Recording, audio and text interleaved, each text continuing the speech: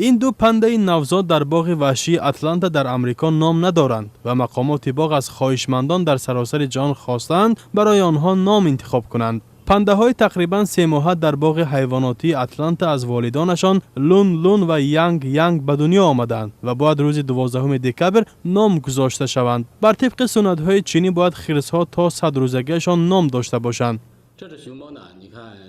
برای انتخاب نام به پنده های نوزاد مقامات باغ یک وبسایت را باز کردند و خواهشمندان آنجا می توانند نام های پیشنهادیشان را بنویسند و بفرستند. بر طبق عنعنه های مردم چین اگر نوزاد به 100 روزگی برسد و از مرحله نازک نوزادی بگذرد پس موفق می شود.